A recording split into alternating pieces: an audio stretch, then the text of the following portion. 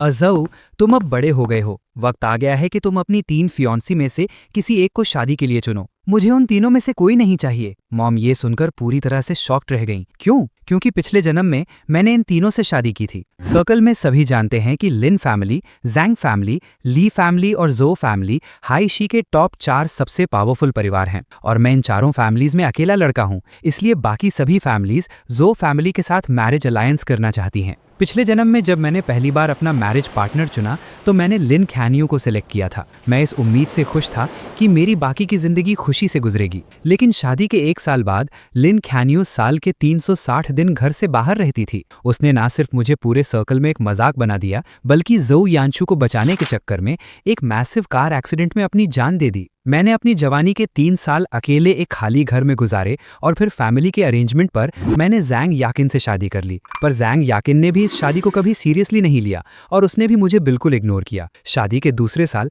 जैंग याकिन ने जोउ यानशू के लिए एक डेडली रेसिंग गेम में अपनी जान गंवा दी और इस वजह से लोग मुझे जिंक्स या मनहूस बुलाने लगे। 30 साल की उम्र में मैंने फिर से ली सिनिंग से शादी की। इस बार हम दोनों ने एक दूसरे की रिस्पेक्ट की और अपनी पूरी जिंदगी आराम से बिताई। लेकिन मरने से ठीक पहले ली सिनिंग ने मेरा हाथ पकड़ा। उसने बस एक आखिरी विश मांगी, अज़ऊ, अगर अगला जन्म हो तो प्लीज मुझे अपना पार्टनर मत चुनना, मैं सिर्फ यानशू के साथ रहना चाहती हूँ। तब जाकर मुझे समझ आया, असल में वो तीनों जोउ यानशू से प्यार करती थीं। इसीलिए मरने से पहले उन तीनों की आखिरी बात एक जैसी थी कि मैं उन्हें अपनी शादी के लिए सिलेक्ट ना करूं। और जोउ यानशू, वो तो बस हमारे फैमिली हाउसकीपर का बेटा था, एकदम ऑर्डिनरी लुक्स और किसी काम का नहीं। मुझे नहीं पता था कि मैं कहाँ हार गया और मुझे ये भी नहीं पता कि वो तीनों जोउ यानशू को इतना पागलपन की हद तक प्यार क्यों करती थीं। ताकि जोउ यानशू को उनकी फैमिलीज टारगेट ना करें, उन्होंने खुशी खुशी मेरे साथ मैरिज अलायंस एक्सेप्ट कर लिया था। मैंने अपनी पूरी जिंदगी उनका जोउ यानशू के लिए ये मरते दम तक चलने वाला प्यार देखा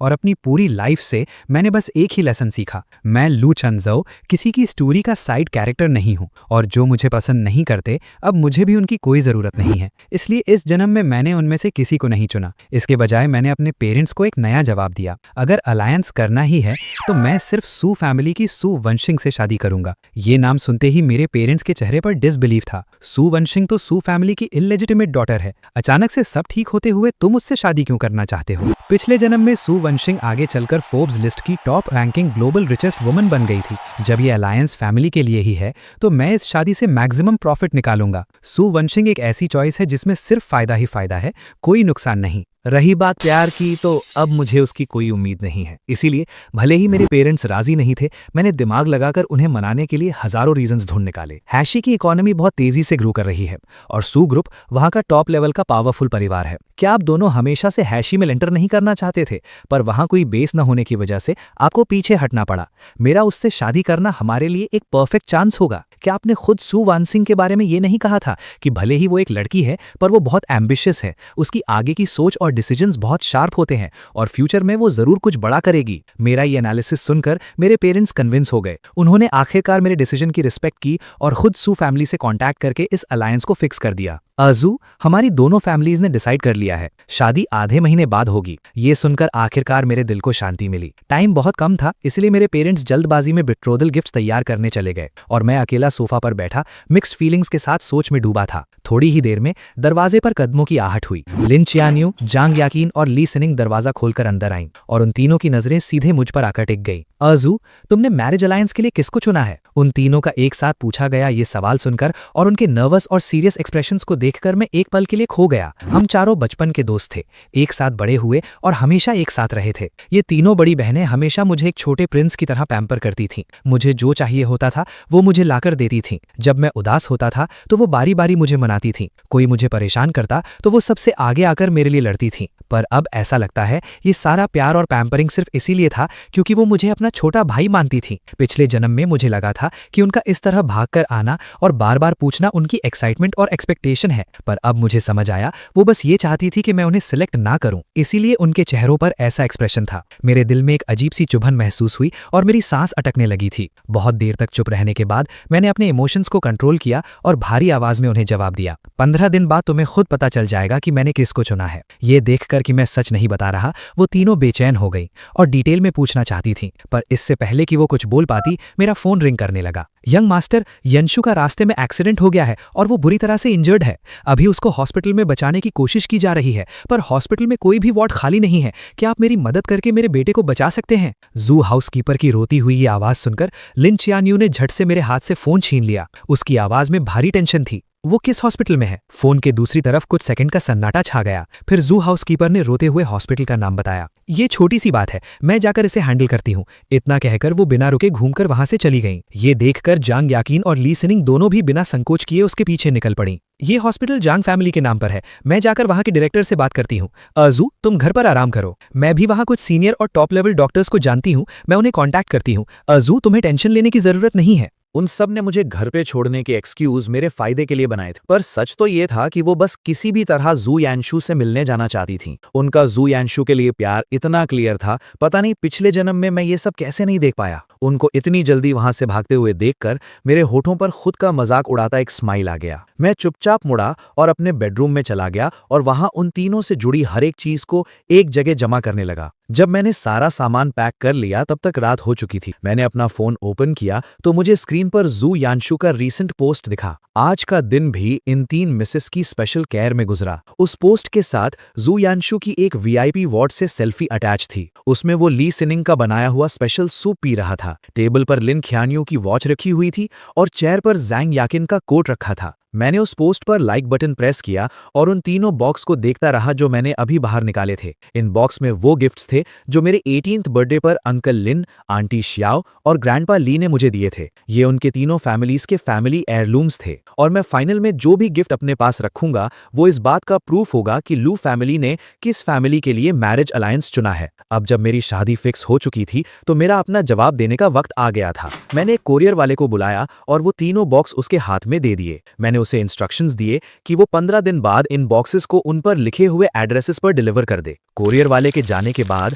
मैंने वो सब चीजें जो उनसे जुड़ी थीं एक कचरे के डब्बे में डाल दी। उनसे जुड़ी हर एक याद अब पास्ट बन चुकी थी, जिसको मैंने पूरी तरह दफन कर दिया था। इस जन्म में मैं पिछले जन्म वाली गलतियां बिल्कुल रिपीट नहीं करूंगा। मैं अपना सारा फोकस शादी की तैयारियों पर लगा रहा था और बाहर की दुनिया की मुझे कोई खबर नहीं थी। कुछ दिन बिजी रहने के बाद जब मैं अपने लिए सूट और एक्सेसरी सिलेक्ट करके घर वापस लौटा तो मैंने देखा कि वो तीनों जू यानशु को घेरे हुई थी। एक एसी का टेम्परेचर सेट कर रही थी, दूसरी मेडिसिन को धीरे धीरे फूंक मारकर ठंडा कर रही थी और तीसरी जू यानशु पर ब्लैंकेट डालकर उसकी तबीयत के बारे में बेहद प्यार से पूछ रही थी। जू यानशु को किसी प्रिंस की तरह पैम्पर होते देख मेरी आंखों में फिर से वो सेल्फ मॉकिंग हंसी आ गई। उनका प्यार इतना क्लियर दिख रहा था, फिर पिछले जन्म में मैं अंधा कैसे था? एक पल के लिए मेरे दिल में बहुत सी फीलिंग्स आने लगी थी। तभी अचानक जू यानशु ने मुझे देखा और एक डरी हुई चिड़िया की तरह खड़ा हो गया। उसके चेहरे पर रिस्पेक्ट और डर साफ दिख रहा था। यांग मास्टर, आप वापस आ गए। मैं अभी जाकर आपके लिए डिनर तैयार करता हूँ। ये कहते हुए जू यानशु खड़ा होने ही वाला था, पर लिन ख्यानियों ने उसको पकड़कर रोक लिया। यानशु की तबीयत अभी पूरी तरह ठीक नहीं हुई है और घर में काम करने वालों की भी कोई कमी नहीं है। आजू, ये छोटे मोटे काम किसी और से भी करवाए जा सकते हैं, पर प्लीज यानशु को ऑर्डर देना बंद करो। जैंग याकिन और ली सिनिंग ने भी बीच में बोलना शुरू किया। यानशु अभी इतनी बुरी तरह इंजर्ड था, उस बात को ध्यान में रखते हुए अजू, उसको अब आराम करने दो। अगर सच में घर में काम करने वालों की कमी है तो हम कुछ सर्वेंट्स बुला सकते हैं जो यहाँ तुम्हारी मदद कर देंगे, पर प्लीज यानशु को ऑर्डर देना बंद करो। घर में एंटर होने के बाद से मैंने एक वर्ड भी नहीं बोला था, फिर भी मुझ पर इतने सारे इल्जाम लगा दिए गए। मैंने ठंडी सांस ली, मेरी आंखों में कोल्ड लुक था। मैंने अभी तक कुछ भी नहीं किया और अगर सिर्फ ये याद दिलाने पर कि तुम लोग इसे यहाँ से ले जा सकते हो तो तुम्हें लगता है कि मैं उस पर जुल्म कर रहा हूँ, तो क्या तुम्हारी नजरों में मैं सच में इतना अनरीजनेबल और बदतमीज हूँ? इसलिए अब उसके साथ कुछ भी बुरा होता है उसका ब्लेम मेरे ही सिर पर आएगा, राइट? मेरे इन सवालों के बाद पूरे लिविंग रूम में एकदम साइलेंस छा गया। उनके उन ब्लैंक और स्पीचलेस चेहरों को देखकर एक डीप हेल्पलेसनेस की फीलिंग मेरे अंदर आ गई। अब मेरा उनसे कुछ भी बोलने का मन नहीं था, इसलिए मैं अकेले घूमकर अपने बेडरूम में चला गया। अभी मैं थोड़ा शांत हुआ ही था कि जू यानशु मेरे दरवाजे पर एक कप कॉफी लेकर नॉक करने आ गया। उसका चेहरा बिल्कुल डरा हुआ था। सॉरी यंग मास्टर, प्लीज उन 3 मिसेस से गुस्सा मत हुइए। उन्हें मेरी बहुत फिक्र है, इसलिए जल्दबाजी में उन्होंने आपको वो सब बोल दिया। मेरी वजह से आपकी और उनकी लड़ाई हुई है। अगर आपको गुस्सा करना है तो मुझ पर करिए। अपनी पिछली जिंदगी के एक्सपीरियंस से मैं जानता था कि जू या अंशु क्या करने की कोशिश कर रहा था। वो अच्छा बनने और बेचारा दिखने की एक्टिंग करके बस प्रॉब्लम क्रिएट करना चाहता था। इसलिए मैंने उसकी बात का कोई जवाब नहीं दिया। कॉफी टेबल पर रखो और मेरे रूम से निकल जाओ। जब जू या अंशु ने मेरी ये फ्रीजिंग कोल्ड आवाज सुनी तो वो और भी ज्यादा इंजर्ड एक्टिंग करने लगा, पर डर की वजह से और कुछ नहीं बोल पाया। उसने जानबूझकर कॉफी स्पिल करने का नाटक किया और वो उबलती हुई कॉफी मेरी बॉडी पर गिर गई। मेरी स्किन जलकर रेड हो गई और ब्लिस्टर्स फॉर्म होने लगे। मेरे मुंह से दर्द भरी आवाज निकली और मैंने गुस्से में जू यांशु को पीछे धक्का दे दिया, जो कि टिश्यू पेपर लेकर साफ करने की नकली कोशिश कर रहा था। मेरे धक्का देते ही जू यांशु ने जानबूझकर खुद को पीछे की तरफ टेबल पर गिरा दिया और उसका सिर जोर से टेबल से टकराया, जिससे उसके माथे से खून निकलने लगा। उस आदमी के चिल्लाने की आवाज पूरे विला में गूंजने लगी। इससे पहले कि मैं समझ पाता कि क्या हो रहा है, लिन क्यानयू, जांग याकिन और ली सिनिंग दौड़ते हुए अंदर आ गईं। जू यांशु को खून से लथपथ जमीन पर बेहोश देखकर वो तीनों पैनिक हो गईं। जांग याकिन ने एक झटके में मुझे जोर से पुश किया। लिन क्यानयू ने आगे बढ़कर जू यांशु को उठाया और ली सिनिंग ने उसकी ब्लीडिंग रोकने के लिए घाव पर हाथ रखा। वो जू यांशु को लेकर वहां से पागलों की तरह दौड़ते हुए चले गए। किसी ने एक बार भी मुझे नहीं देखा जो जांग याकिन के धक्का देने से ग्लास कैबिनेट से जा टकराया था। वो ग्लास कैबिनेट टूटकर पूरी तरह चूर चूर हो गया था और उसके टुकड़े चारों तरफ फैल गए थे। ग्लास के उन टुकड़ों से मेरी बॉडी पर डीप कट्स लग गए थे और ब्लड ने मेरे कपड़े रेड कर दिए थे। मैं दर्द की वजह से अपना मुंह दबाकर जमीन पर बैठा था। मेरी बॉडी लगातार कांप रही थी और मैं बेबसी से बस उनको आंखों के सामने से जाते हुए देख रहा था। मेरे दिल में होने वाला दर्द अब बर्दाश्त से बाहर था और मेरे दिमाग में सिर्फ एक आखिरी थॉट चल रहा था, मैं उनकी इस दुनिया से हमेशा के लिए दूर चला जाऊंगा और कभी उनसे कोई नाता नहीं रखूंगा। अपना सारा दर्द सहकर मैं अकेले हॉस्पिटल गया और अपने घाव का ट्रीटमेंट करवाया। मैंने डॉक्टर से प्रिस्क्रिप्शन लिया और जब मैं मेडिसिन लेने के लिए जा रहा था तभी मुझे बगल वाले वार्ड में कुछ पहचाने हुए फेसेस दिखाई दिए। वो तीनों जू यांशु के वार्ड के बाहर खड़े थे। उनकी आंखों का दर्द बिल्कुल नहीं छुप रहा था। मैंने पहले ही कहा था कि यांशु बहुत सॉफ्ट हार्टेड है। अगर वो लू फैमिली में रहेगा तो उसको सिर्फ दर्द और परेशानी मिलेगी। एक बार जब ये मैरिज अलायंस फिक्स हो जाएगा, चाहे जो भी हो, हमें उसे वहां से निकालना ही होगा। मैं अब उसे और चोट खाते नहीं देख सकती। आजकल हमारे पेरेंट्स को भी पता है कि जिसको हम सच में प्यार करते हैं वो यांशु है, इसलिए हमें उसकी सेफ्टी हर हाल में अश्योर करनी ही होगी। तो इसलिए चाहे आजो जिसको भी चुने, उस इंसान को बिना किसी कंप्लेंट के ये शादी एक्सेप्ट करनी पड़ेगी ताकि हमारी फैमिलीज यांशु को टारगेट न कर सकें। मैं वहां शांति से खड़ा ये सब सुन रहा था और अचानक मेरे दिल में एक भयंकर दर्द उठने लगा। तो आखिर ये रीजन था कि पिछले जन्म में वो मुझसे प्यार ना करने के बावजूद इस शादी के लिए मान गई थी। उन्हें लगता था कि उन्होंने अपनी खुशी सैक्रिफाइस करके अपने ट्रू लव को बचा लिया, लेकिन जो चीज तबाह हुई वो मेरी पूरी लाइफ थी। मैंने अपना सिर नीचे झुकाया, मैं हंसता गया और हंसते हंसते मेरी आंखों से आंसू निकलने लगे। तुम लोग निश्चिंत रह सकते हो क्योंकि इस बार तुम में से किसी को भी अपना सैक्रिफाइस देने की कोई जरूरत नहीं पड़ेगी। अपने इमोशंस को वापस कंट्रोल करके जब मैं मुड़कर वहां से जाने लगा,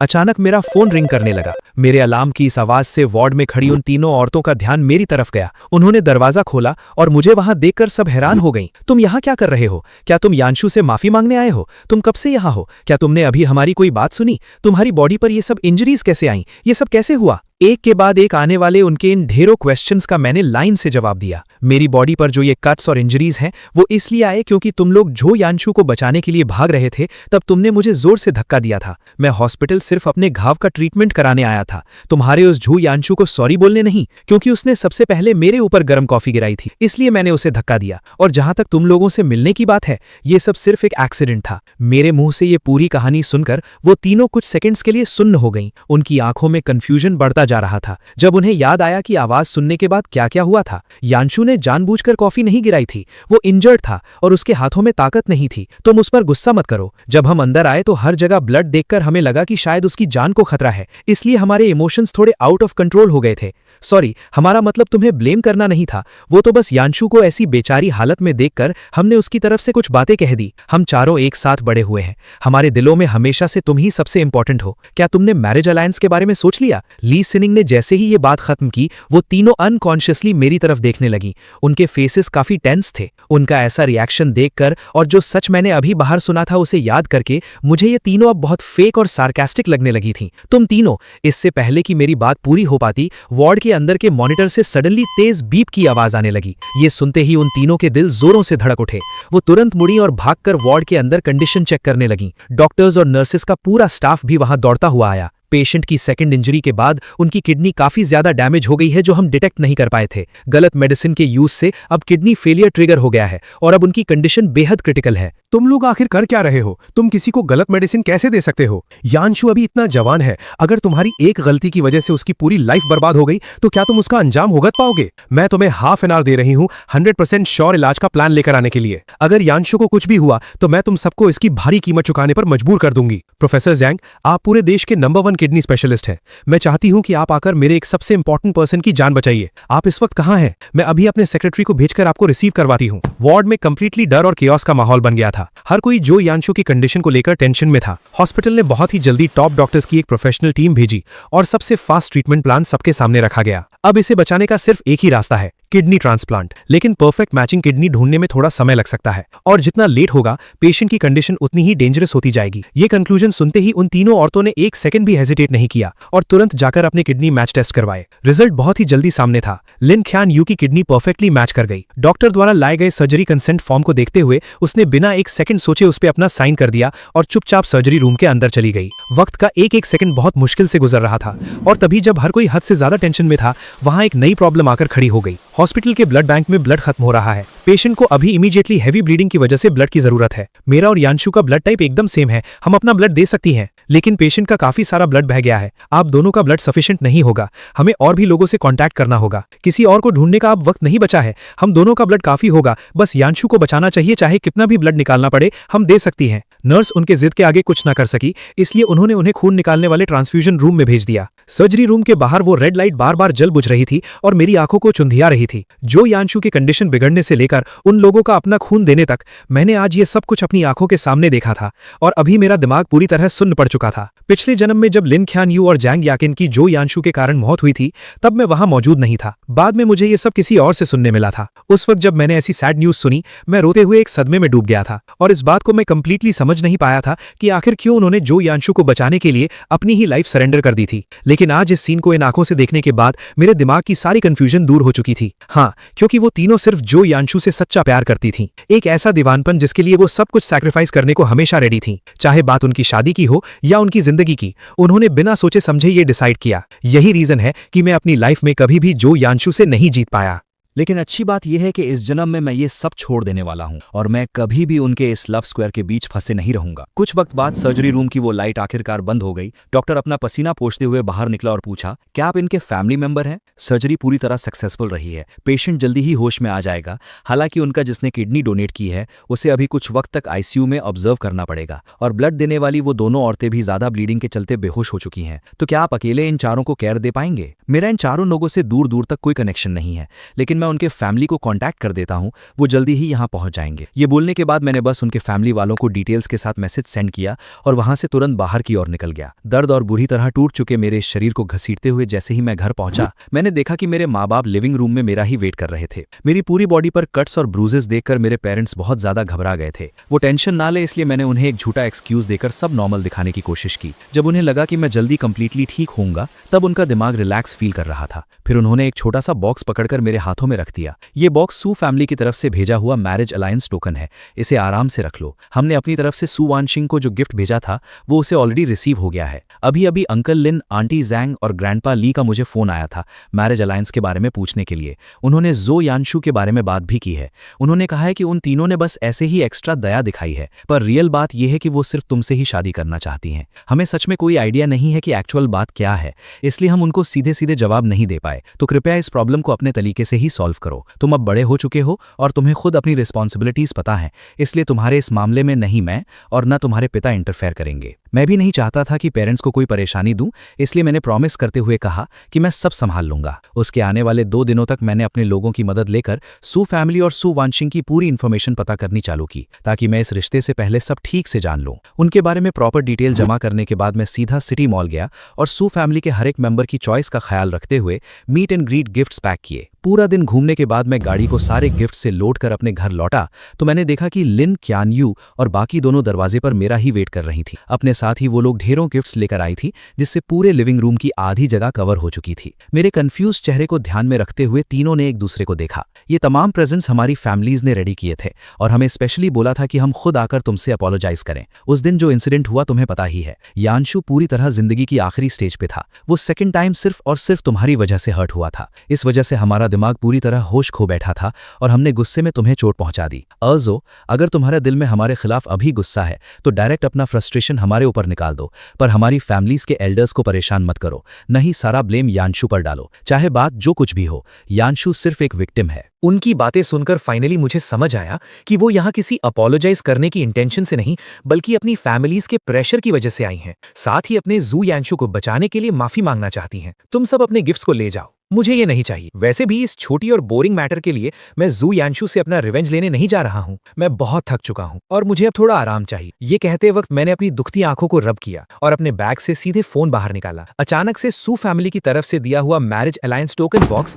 मेरे बैग से फिसलकर जमीन पर लिन ख्यानियों के कदमों के पास जा गिरा। ये क्या चीज है? जैसे ही जैंग याकिन और ली सिनिंग ने उस बॉक्स की ओर देखा, उनके चेहरे का रंग पूरी तरह उड़ गया। Marriage alliance token? आजू, तुमने अपना मैरिज पार्टनर फिक्स कर लिया है। कौन है वो? मैंने आवाज सुनकर ऊपर देखा कि वो लोग उस बॉक्स को खोलने वाली थीं। बिना एक सेकंड गवाए मैंने झटके से उसे वापस उनके हाथों से छीन लिया। मेरा इतना अग्रेसिव रिएक्शन देखकर वो तीनों औरतें सुन रह गईं। तीनों बस बड़ी आंखों से मेरे ऊपर फोकस जमा रही थीं। तुमने किसको सिलेक्ट किया है? डिसाइड कर लिया तो क्या, और नहीं किया तो क्या? तुम लोगों को इतना टेंशन लेने की जरूरत नहीं है। वैसे भी अब इस बात से तुम्हारा कोई कनेक्शन नहीं। इसका क्या मतलब है कि हमारा इससे कोई कनेक्शन नहीं है? तुम्हारे मैरिज पार्टनर की चॉइस सिर्फ हम तीन ही हो सकती हैं। हाँ, हम सब परफेक्टली जानते थे कि तुम अपना डिसीजन लेने में हमेशा कंफ्यूज रहते हो, इसलिए हमने कभी फोर्स नहीं किया। लेकिन अब जब तुमने किसी को कंफर्म कर लिया है तो हमें सच सच बता दो। हम भी इस टॉर्चर और टेंशन से फाइनली पीछा छुड़ाना चाहती हैं, किसी नापसंद इंसान से शादी करने के इस अजाब से। नापसंद इंसान से शादी? जब अभी तक कुछ तय भी नहीं हुआ है तब भी तुम लोगों को ये सिर्फ एक टॉर्चर की फीलिंग देता है। मैंने एक गहरी सांस ली,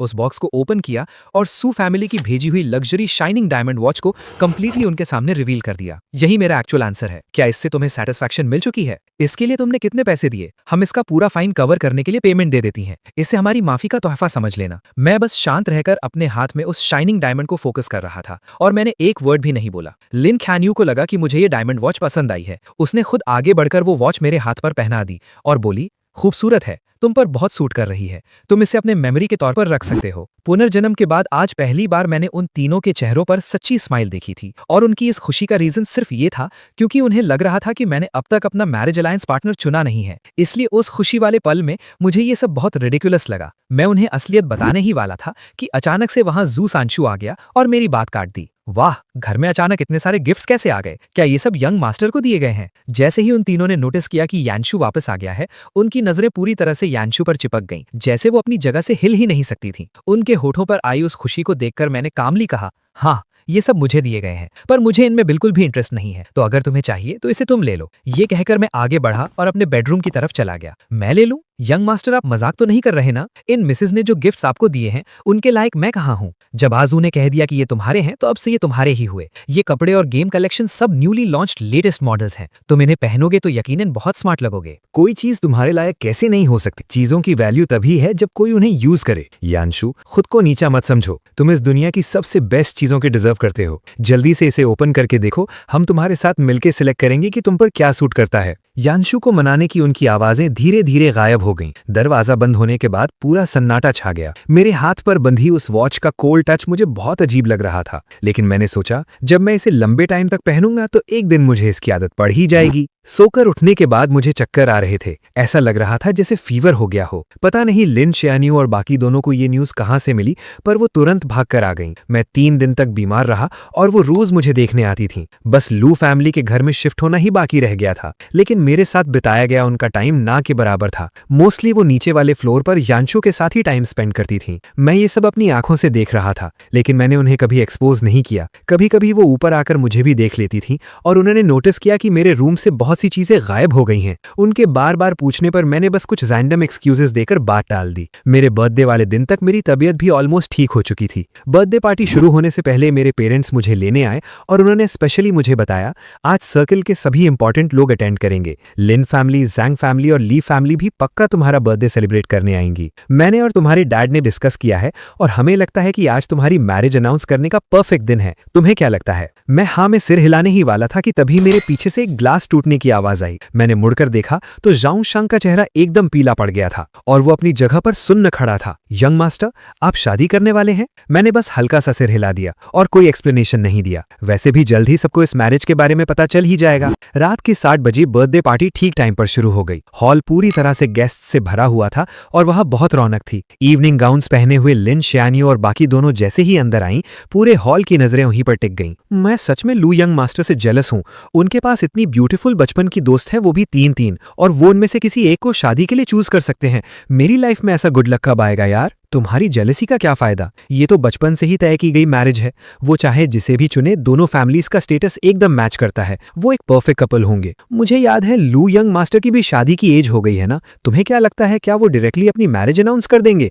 मैं ये जानने के लिए बहुत क्यूरियस हूँ। मैं शांति से उनकी सारी गॉसिप सुन रहा था और मेरे फेस पर पानी जैसी खामोशी थी। पर यही सब बातें सुनकर उन तीनों औरतों के दिलों की धड़कनें तेज हो गई थीं। अजो, तुम आज अपनी मैरिज अनाउंस करने वाले हो? तुमने हमें पहले से क्यों नहीं बताया? ये मेरी पर्सनल लाइफ है और तुम्हारा इससे कोई कनेक्शन नहीं है, तो मैं तुम्हें क्यों बताऊं? मैंने बहुत ही कोल्डली उनको जवाब दिया। उनकी आवाज में गुस्सा साफ छलक रहा था। तुम कह रहे हो कि हमारा कोई कनेक्शन नहीं है, तो क्या तुम्हारी शादी में ब्राइड कोई और होने वाली है? अब टाइम आ गया है, प्लीज ये ड्रामा बंद करो और जल्दी से बताओ कि आखिर तुमने किसको सिलेक्ट किया है। उनकी बात खत्म होते ही मेरे पेरेंट्स स्टेज के सेंटर में गए और पूरे क्राउड की तरफ देखकर हल्का सा बाव किया। आज आप सब ने अपने बिजी शेड्यूल से टाइम निकाला और हमारे बेटे की बर्थडे पार्टी में शामिल होने के लिए यहाँ आए। मैं लू फैमिली की तरफ से आप सभी को दिल से थैंक यू कहता हूँ। बर्थडे सेलिब्रेट करने के अलावा आज हम एक और गुड न्यूज अनाउंस करने वाले हैं, और वो न्यूज मेरे बेटे लू चैनचू के मैरिज अलायंस पार्टनर के बारे में है। ये गुड न्यूज सुनते ही पूरे हॉल में एक्साइटमेंट फैल गई। तालियों और चीयर्स की आवाजें रुकने का नाम ही नहीं ले रही थी। सबसे ज्यादा एक्साइटेड तो लिन फैमिली, जैंग फैमिली और ली फैमिली के एल्डर्स थे। वो तुरंत अपनी जगहों से खड़े हो गए और ली सिनिंग, जैंग याकिन और ली चैन यू को अपने पास बुला लिया। ये सीन देखकर उन तीनों के दिल पागलों की तरह धड़कने लगे थे और उनके चेहरे इतने डार्क हो गए थे जैसे लग रहा था कि अभी खून टपक पड़ेगा। मॉम डैड ने मुझे एक इशारा किया, मैं सब समझ गया और चलकर उनके पास जा खड़ा हुआ। मैं अभी वहां खड़ा ही हुआ था कि तभी मेरे पीछे से स्पीकर्स में एक तेज करंट की आवाज आने लगी। मैंने वहां मौजूद सारे गेस्ट के साथ पीछे मुड़कर देखा और बड़ी स्क्रीन पर मुझे एक जाना पहचाना चेहरा नजर आया। वो जू यानशु था, जो बुरी तरह फूट फूट कर रो रहा था। चान्यू, याकिन, सिनिंग, मैं जानता हूं कि मैं सिर्फ एक हाउसकीपर का बेटा हूं। मेरे पास लू यंग मास्टर जैसे अच्छे लुक्स नहीं हैं, ना ही कोई पावरफुल फैमिली बैकग्राउंड है। इसलिए बचपन से ही मैंने अपनी किस्मत को एक्सेप्ट कर लिया था और मैंने कभी किसी ऐसी चीज की उम्मीद नहीं की जो मेरी नहीं थी। लेकिन फिर तुम लोग मेरी दुनिया में आई और तुमने कहा कि तुम मुझसे प्यार करती हो। तब जाकर मेरे दिल में एक उम्मीद जागी थी। मैं अपनी पूरी लाइफ में तुम तीनों को कभी नहीं भूल पाऊंगा। मैं नहीं भूलूंगा कि कैसे तुमने लू यंग मास्टर को कैंपिंग ट्रिप पर अकेला छोड़ दिया था और रात भर ड्राइव करके मुझे नाइटमेयर से कंफर्ट करने वापस आ गई थी। मैं नहीं भूलूंगा कि कैसे मेरे बर्थडे को सेलिब्रेट करने के लिए तुमने बिजनेस ट्रिप का बहाना बनाकर मुझे नॉर्थ पोल ले जाकर वो ब्यूटीफुल नॉर्दर्न लाइट्स दिखाई थी। और मैं ये तो बिल्कुल नहीं भूल सकता कि मुझे बचाने के लिए तुमने अपनी किडनी डोनेट कर दी और बेहोश होने तक अपना खून दिया। जब तक तुम लोग ये वीडियो देखोगी, मैं सू ग्रुप की बिल्डिंग के टेरेस पर खड़ा हूँ। मैं जानता हूँ कि तुम में से किसी एक को लू यंग मास्टर की वाइफ बनना ही पड़ेगा, लेकिन ये सोचकर कि शादी के बाद तुम उनकी वाइफ बन जाओगी और तुम्हें मुझसे सारे रिश्ते तोड़ने पड़ेंगे, मुझे कभी कांटेक्ट नहीं कर पाओगी, मेरा दिल किसी धारदार चाकू से कटने लगता है। मैं जानता हूं कि तुम अपनी मर्जी से ये शादी नहीं कर रही हो। तुम्हारी फैमिलीज ने तुम्हें इस मैरिज लाइफ के लिए फोर्स किया है और मुझे ये भी पता है कि अगर तुम्हें ये डर न होता कि तुम्हारी फैमिलीज मुझे टारगेट करेंगी तो तुम कभी भी लू यंग मास्टर से शादी करने के लिए रेडी नहीं होती। मैं नहीं चाहता कि तुम लोग मेरे लिए खुद को कैद कर लो और अपनी पूरी लाइफ की खुशी सैक्रिफाइस कर दो। इसलिए मैंने डिसाइड किया है कि आज मैं अपनी लाइफ यहीं खत्म कर दूंगा।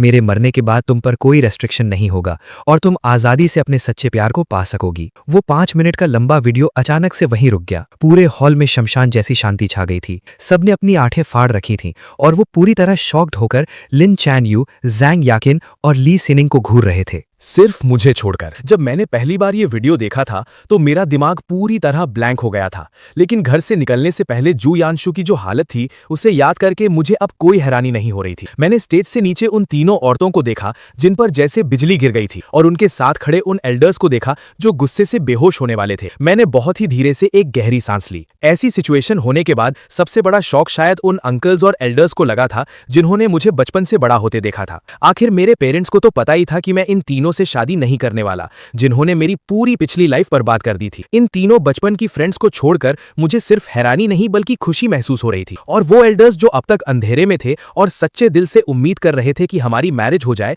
जब उन्हें पता चला कि उन तीनों ने जू यांशु के लिए क्या क्या किया है, तो मुझे पक्का यकीन है कि वो अपनी पूरी लाइफ में दोबारा मैरिज अलायंस का टॉपिक नहीं उठाएंगे। और सच में बिल्कुल वैसा ही हुआ जैसा मैंने सोचा था। जैसे ही उन एल्डर्स को होश आया, उन्होंने तुरंत बॉडीगार्ड्स को बुलाया और उन तीनों को जबरदस्ती पकड़वा लिया, जो पागलों की तरह जू यांशु को ढूंढने भागना चाहती थीं। सबके सामने इतनी बड़ी बेइज्जती होने के बाद वो गुस्से में टेबल्स पीटने लगे। आज आजो का बर्थडे है, तुम लोग यहाँ रुककर उसका बर्थडे सेलिब्रेट करने की बजाय कहाँ भागने की कोशिश कर रही हो? उस हाउसकीपर के बेटे को। मैं तुम्हें बता दूं, जब तक हम जिंदा हैं, तुम अपनी पूरी लाइफ में उस लड़के से कोई भी कनेक्शन नहीं रख पाओगी। जिस पल उन्होंने सुना कि जू यांशु सुसाइड करने वाला है, उन तीनों औरतों का दिमाग पूरी तरह से कंट्रोल खो चुका था। उनके दिल और दिमाग में सिर्फ उसकी सेफ्टी घूम रही थी। वो चाहती थी कि बस किसी तरह उड़कर उसके पास पहुंच जाएं और उसकी जान बचा लें। इसलिए चाहे चारों तरफ से आती हुई लोगों की इंसल्ट्स और गॉसिप हो, या फिर उनके सामने गुस्से से आग बबूला होते एल्डर्स, या फिर बॉडीगार्ड्स की वो मजबूत दीवार जिसने उन्हें घेर रखा था, उन्होंने किसी भी चीज की परवाह नहीं की। क्या एक बर्थडे किसी की लाइफ से ज्यादा इंपॉर्टेंट हो सकता है? अगर आज तुमने हमें यहां से नहीं जाने दिया और जू यांशु को कुछ भी हो गया, तो हम तीनों अपनी पूरी लाइफ में लू चांचो से शादी नहीं करेंगी। ये धमकी देने के बाद उन्होंने अपने गाउन्स उतारी और शराब की बॉटल्स उठाकर बॉडीगार्ड्स के सामने फोड़ दी। देखते ही देखते पूरा बैंक्वेट हॉल एक कियोस्क में बदल गया और हर तरफ से चीखने की आवाजें आने लगी। मैं स्टेज पर खड़ा उन तीनों को बॉडीगार्ड्स की उस घेराबंदी को तोड़कर बिना पीछे मुड़े भागते हुए देख रहा था। मेरे चेहरे पर एक सेल्फ मॉकिंग स्माइल आ गई। दूसरा जन्म मिलने के बाद भी उन्होंने जू यांशु के लिए अपना सब कुछ छोड़ दिया। और नीचे खड़े गेस्ट्स ने जब उन्हें भागते हुए देखा, तो उन सब की नजरें एक साथ मुझ पर आकर टिक गईं। तीनों बचपन की फ्रेंड्स उसी हाउसकीपर के बेटे से प्यार करती हैं। ओ माय गॉड, लू चांचो की तो पूरी इज्जत ही मिट्टी में मिल गई। आज उसका बर्थडे भी है। अब जब उसकी ब्राइड्स भाग गई हैं और पूरी पार्टी बर्बाद हो चुकी है, तो क्या वो यहीं सबके सामने पागल नहीं हो जाएगा? उन सब की बातों का सामना करते हुए भी मेरे चेहरे पर कोई एक्सप्रेशन नहीं था। मैं बिल्कुल काम था। मैंने अपने पेरेंट्स के कंधों को हल्के से थपथपाया, जो अभी भी सदमे में थे। मैंने माइक अपने हाथ में लिया और पूरे कॉन्फिडेंस से बोला, अभी अभी एक अनएक्सपेक्टेड इंसिडेंट हो गया जिसकी वजह से आप सबको परेशानी हुई। मैं अपने पेरेंट्स की तरफ से आप सभी को सॉरी कहता हूँ। इसके अलावा मैं ये अनाउंस करना चाहता हूँ कि मेरी मैरिज परसों होने वाली है और मेरी मैरिज पार्टनर हाइशी के सू फैमिली की सू वान सिंह है। आप सभी उस दिन हमारी शादी में इन्वाइटेड हैं। मेरे इन थोड़े से शब्दों ने एक बार फिर पूरे हॉल को पूरी तरह से साइलेंट कर दिया था। मुझे इस बात की कोई परवाह नहीं थी कि उनका क्या रिएक्शन होगा। मैंने अपने पेरेंट्स को सपोर्ट दिया और हम होटल से बाहर निकल आए। पूरे रास्ते में कार के अंदर भयंकर सन्नाटा था। बस हमारे सांस लेने की आवाजें साफ सुनाई दे रही थीं। जब हम कार से उतरने वाले थे, तब पेरेंट्स ने गहरी सांस ली और मुझे बहुत ही प्यार और तरस भरी नजरों से देखा। अजो, क्या तुम्हें पहले से पता था कि वो तीनों जो यंशु को पसंद करती हैं? क्या इसीलिए तुम इस मैरिज अलायंस को कैंसिल करने पर अड़े हुए थे और उस सू फैमिली की इललेजिटिमेट डॉटर से शादी करना चाहते थे? हाँ, जबरदस्ती का रिश्ता कभी खुशी नहीं देता।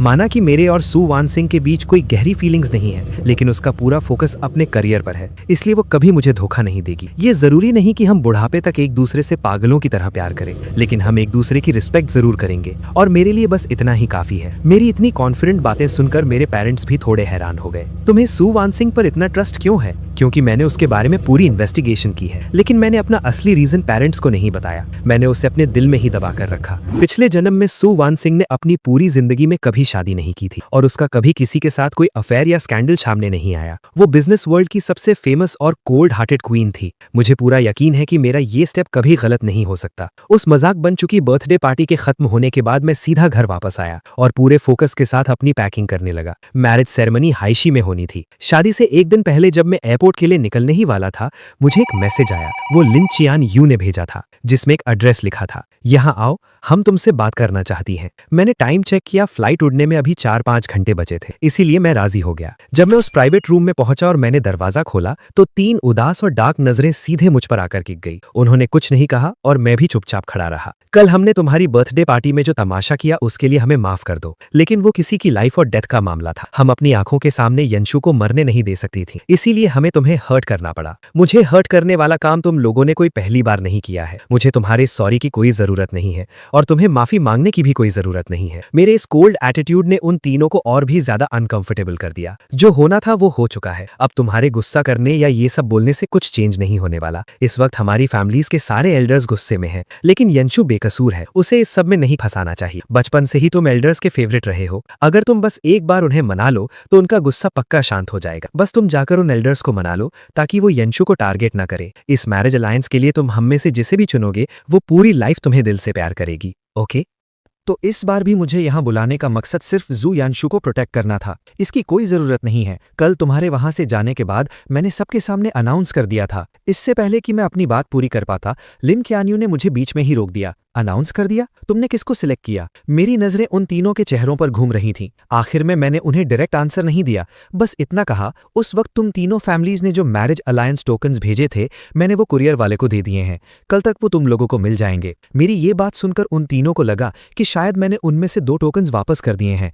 वो मुझसे और डिटेल्स पूछना चाहती थी कि आखिर मैंने किसे चुना है। तभी हॉस्पिटल से एक कॉल आ गया। उन्हें बताया गया कि जू यानशु को होश आ गया है और अब वो फिर से टेरेस पर जाने की जिद कर रहा है। ये न्यूज सुनते ही उन तीनों के चेहरों का रंग उड़ गया। उन्होंने तुरंत अपने कोट्स उठाए और वहां से जाने लगी। उनकी पीठ को देखते हुए मैंने पहली और आखिरी बार उन्हें आवाज देकर रोका। हमेशा के लिए अलग होने से पहले क्या तुम तीनों एक साथ मुझे हैप्पी मैरिज विश कर सकती हो? पता नहीं क्यों, पर यह बात सुनकर लिन क्यान्यू, जांग याकिन और ली सिनिंग के दिलों में एक बहुत ही अजीब सी बेचैनी होने लगी। तीनों ने अपने होंठ खोले। वो मुझसे ये पूछना चाहती थीं कि मैं उनसे ये क्यों बुलवा रहा हूं, लेकिन कुछ भी बोलने से पहले उन्होंने एक दूसरे को देखा। Happy marriage. उनके बोलते ही हॉस्पिटल से दोबारा कॉल आने लगी। वो एक पल के लिए भी नहीं रुकी और सीधे वहां से चली गईं। मैंने भी उन्हें रोकने की कोशिश नहीं की। उनकी कार को आंखों से ओझल होते देखकर मैं घर वापस आ गया। मैंने उन तीनों के नंबर्स को हमेशा के लिए डिलीट कर दिया, अपना सामान उठाया और सू फैमिली के भेजे हुए प्राइवेट हेलीकॉप्टर में बैठ गया। इस बार मैंने उन तीनों में से किसी को भी नहीं चुना,